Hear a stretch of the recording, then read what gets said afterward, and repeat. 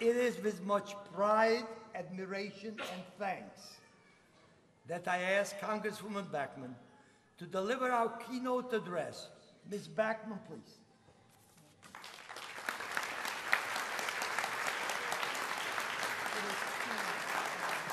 It is my honor. Thank you very much. By the way, I want to make a statement. Anything which I have said about Mrs. Bachmann was based on what I read and had heard about. Tonight it was reconfirmed that she's all that what everybody thinks about. Thank you. Thank you. You want to step? Oh, I'm good. I'm good. Thank you. Eugene, I want to thank you so much for that absolutely beautiful introduction that you gave. I thank you, your beautiful wife, Jeannie, your family, and for all of you here tonight who are standing in support of Bet El, for coming tonight and for standing for the state of Israel and for those who need the help from Bet El, because truly Israel is God's idea. All we are doing is trying to follow his leading.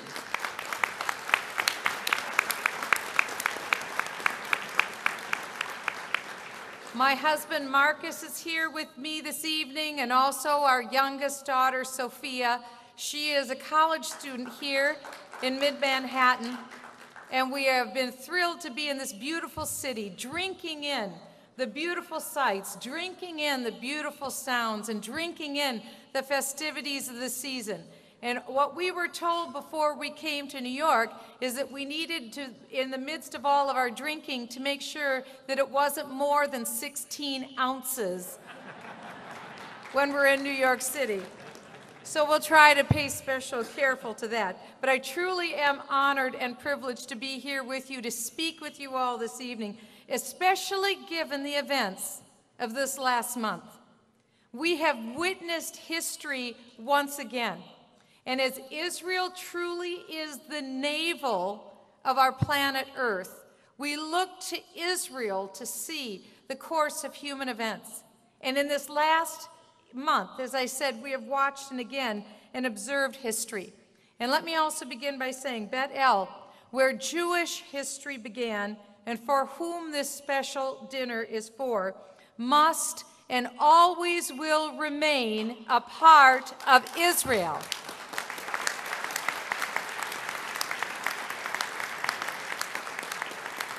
And do not forget the Bet El Yeshiva, a remarkable center of learning for all its inhabitants. And I must say I was profoundly moved by the young man who came to us and graced us with his words of thanks tonight for what all of you have done for him and for the students at the yeshiva. We must continue on this wonderful yeshiva in generational perpetuity in the heart of this biblical land. Throughout history, the Jewish people have inspired our world with the Jewish faith, with Jewish values, with Jewish culture, with Jewish courage, with Jewish compassion, and with Jewish tenacity. What the Jewish people have achieved through history, what they have contributed to our world, what they have overcome in spite of their very small numbers, in spite of millennia of brutal oppression, is awe-inspiring to the world. It touches my inner soul to think that the modern state of Israel is the literal fulfillment in our lifetime of Ezekiel's prophecy of the valley of dry bones, bones which thousands of years later miraculously came back to life. And think of it, 4,000 years, the very same promised land, 4,000 years, the very same language, 4,000 years, the very same chosen people, all regathered from every nation, tongue, and tribe, again to be fashioned into Israel, the modern miracle that we've witnessed today.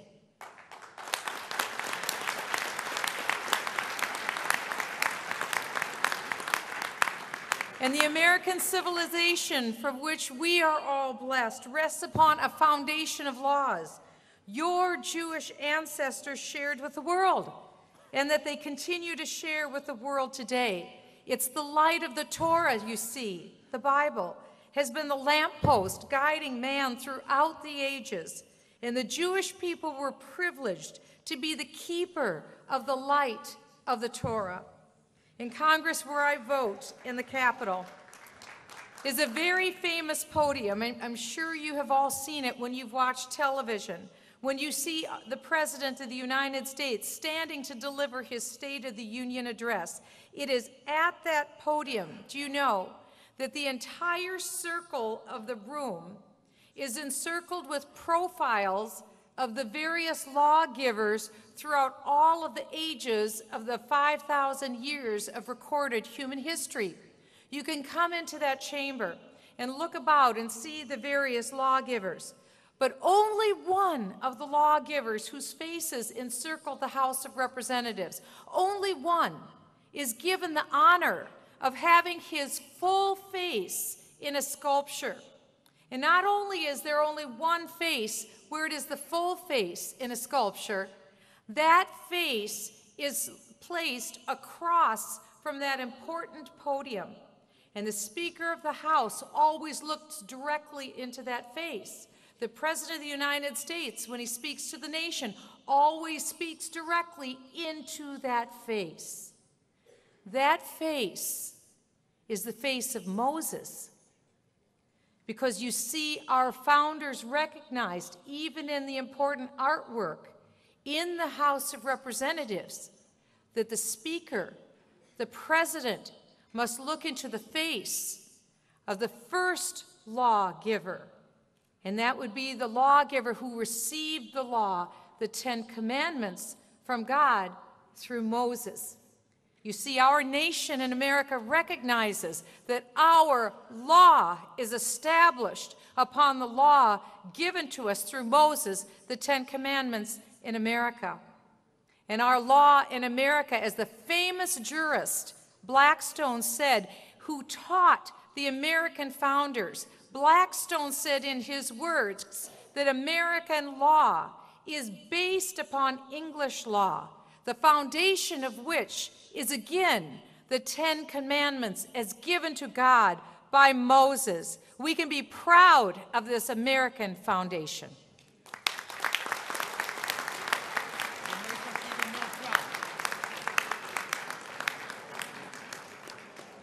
You see, growing up for me, God's promises to the ancient Israelites, as Eugene said, were very near to my heart, which is why I took the first opportunity that I could to go to Israel when I was a young woman.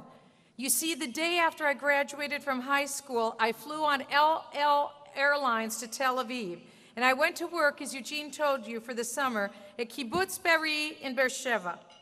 I landed in Ben Gurion Airport in 1974, and that airport, as many of you may remember, bore no resemblance to the beautiful airport that we land in today when we land at that first-class airport.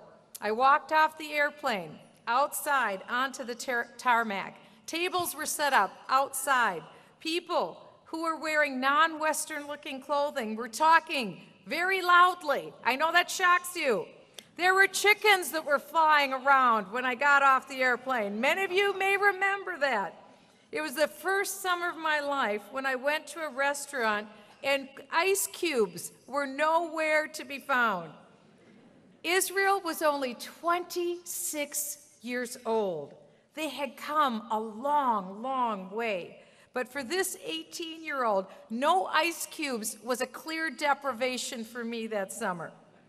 And aside from the beauty of the desert where I was privileged to live and the deep cultural and spiritual appreciation that I had for the Jewish people, the experience gave me a very clear realization. Israel is under constant external threat. And during my time, we worked on the kibbutz. We got up and we started our day at 4 o'clock in the morning and we worked till noon. And my work was to pick weeds in the cotton fields at the kibbutz. You see, this was a great motivational area of work for someone about to go to college, to make sure that I studied hard and didn't end up picking weeds in a cotton field for the rest of my life. Send your children there. This is very good motivation. At all times in the cotton fields, we were accompanied by soldiers carrying machine guns. From the very quiet community in Minnesota where I came from, I had never before seen soldiers carrying machine guns, let alone in a field, let alone where we were working. And of course, we all hoped that the soldiers had not been out too late before, the night before, as they looked for landmines in the fields where we were busy working. They were making sure that we were safe, and we were so grateful for them. I just graduated from high school. I was a very naive Midwestern girl.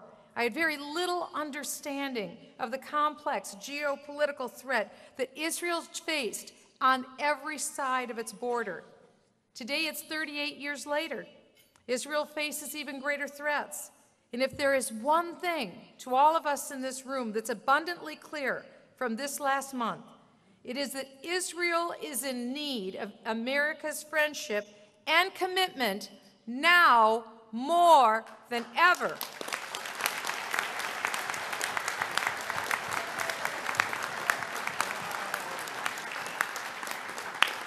It was here in this beautiful city of New York earlier this week that the United Nations dealt a tragic blow to Israel's security by elevating the Palestinians one step closer to statehood. And think of this, the UN rewarded Hamas, a designated terrorist organization that had just finished shooting 1,300 rockets in an unprovoked manner into Israel, and they were rewarded with the first step to statehood. It's unthinkable. It was brazen, but that's the UN.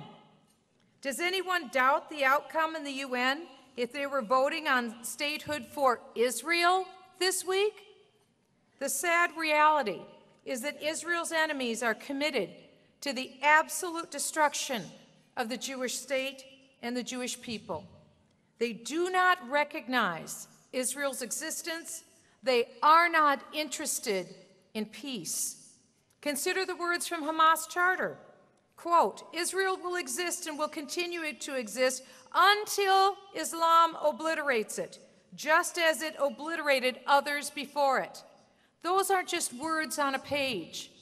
That is an evil promise by people who are intent in achieving their goal. True to their word, the terrorists of Gaza have fired nearly 14,000 rockets into Israel since 2001. That's an average of 3 attacks per day into the very area where I once worked and lived. Now imagine for a moment if even just one terrorist rocket hit the United States. There's absolutely no question. We would defend ourselves, as we should. And Israel, too, has the unmitigated right and duty as a sovereign nation to protect and defend her innocent people.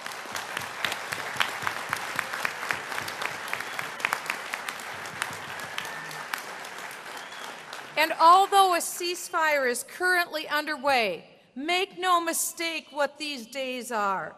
It is an empty truce. It is a chimera, if you please.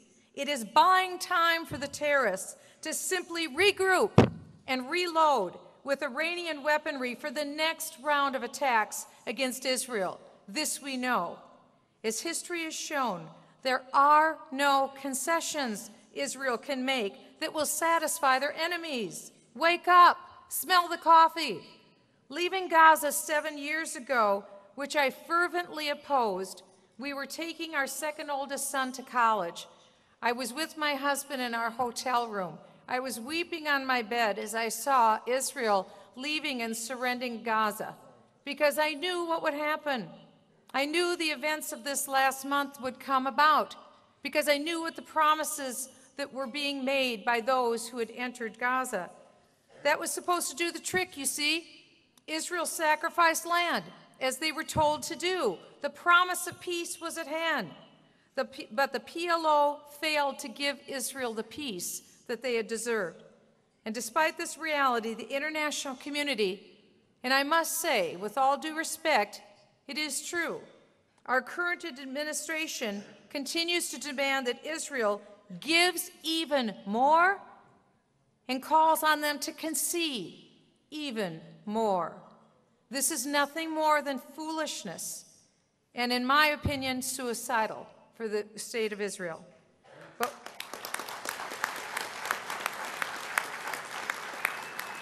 But we must recognize there is simply no moral equivalency between a sovereign country like Israel that follows the rule of law and a terrorist organization who uses women and children as human shields and openly celebrates in the streets when a bus filled with innocent Israeli civilians is bombed in the streets of Tel Aviv. You see, Hamas, Hezbollah, and Iran are the very epitome of evil, and political correctness must never impede our moral courage to call it for what it is.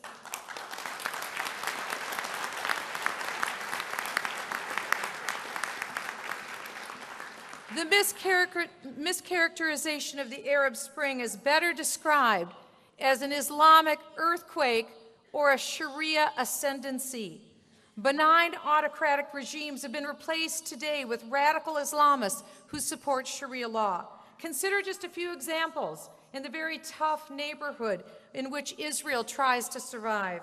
In Tunisia, where the so-called Arab Spring or Sharia ascendancy began, rioters stormed the U.S. Embassy. They tore down our flag. They replaced it with the black flag of al-Qaeda, which flies today.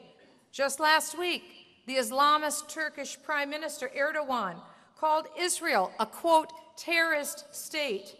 And he said that they will continue to ride the trolley of democracy until they reach their goal, and then they will get off.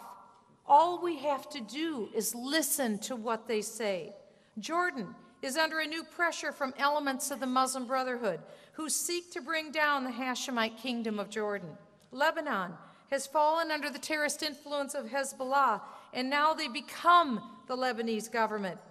In Syria, the Assad regime continues to slaughter innocent men and women and children, but unfortunately the opposition in Syria is like picking one's poison.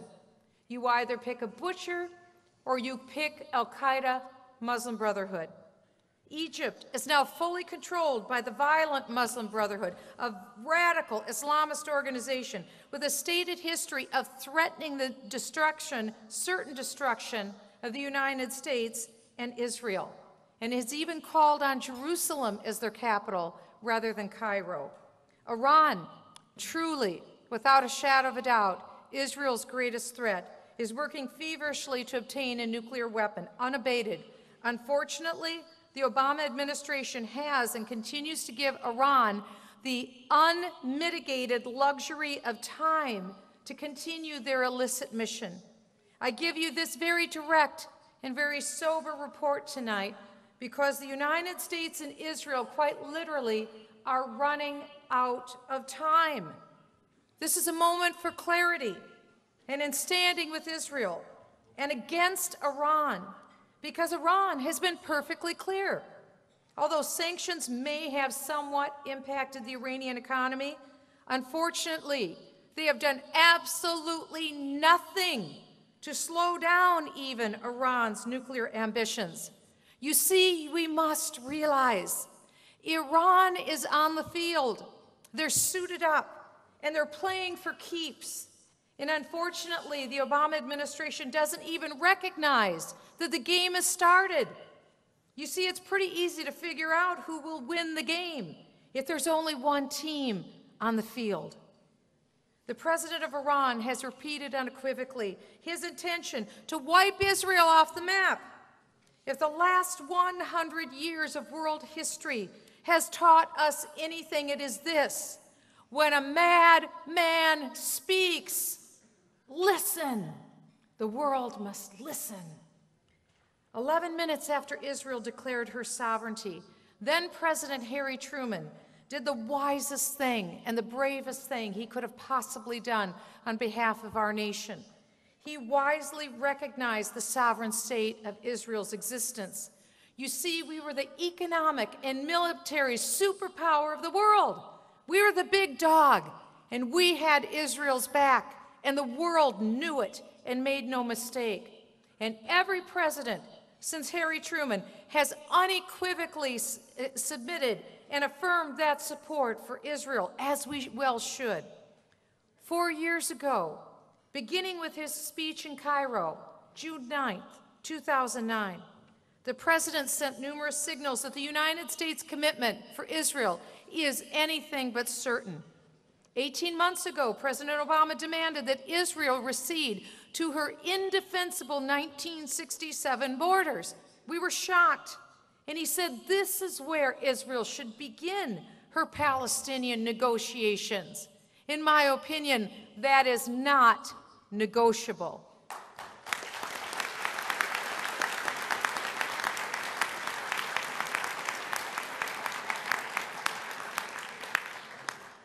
And with their wildly inappropriate vote on Thursday, the UN affirmed that demand from President Obama on Thursday. Now Gaza, the West Bank, and East Jerusalem will all be labeled as occupied territory. And Palestinian terrorists, who most recently launched those 1,300 rockets into Israel, will now be called freedom fighters. This is shameful and senseless. Here is what we should do today to stand with Israel. Every other country on earth has the sovereign right to designate their capital, except Israel. I call on President Obama in a show of true solidarity with Israel to declare Jerusalem the undivided, eternal capital city of Israel.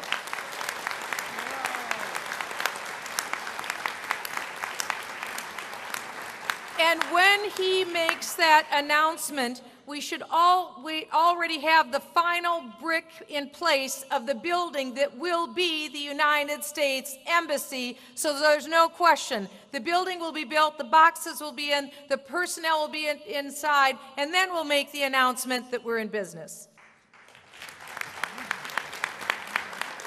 After Thursday's vote, the United Nations motto might as well be, the only anti-Israel pro-terrorist need apply. Our only option at the UN now is to vote with our feet and with our wallets. Exit this house of mirrors. Stop sending this organization, United States, money that we borrow from China. The PLO's unilateral actions must have consequences. But sadly, if you read the papers this morning, President Obama said he will not initiate consequences for the PLO, only that he may not veto congressional actions. Well, my, what a profile in courage that is. That's a profile certainly not in having Israel's back, with all due respect. Therefore, the PLO should now lose all United States aid because of their misguided UN initiatives.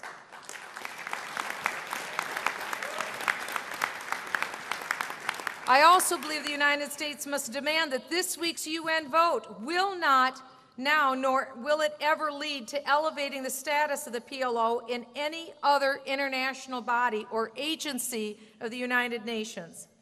President Obama should also recognize Israel's 1980 annexation of the Golan Heights and any settlements which Israel as a sovereign state chooses to annex. Simply put, Israel must be accorded the respect to which any sovereign democratic nation is entitled. And as a believer in God's promise to Abraham and Isaac in Genesis, I strongly believe that God truly blesses those and those nations who bless Israel. Our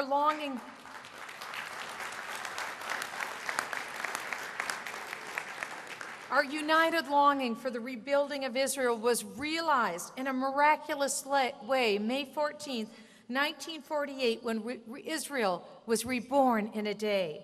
The rebirth of Israel is a part of America's national heritage, too. Our immediate and ongoing support of Israel is part of the reason, I believe with a certainty, that America has been so singularly blessed as a nation. And I truly believe that our destinies are intertwined.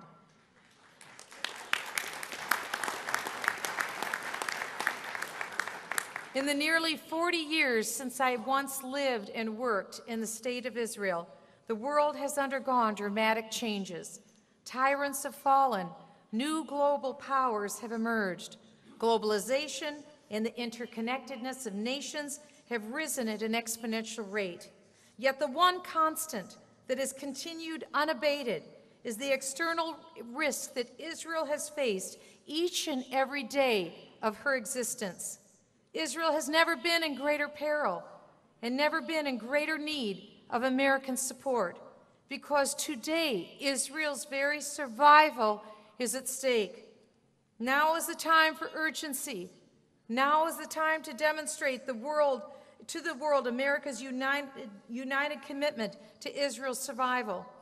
So America must, without any equivocation, without any qualification, always be Israel's most reliable defender in the world.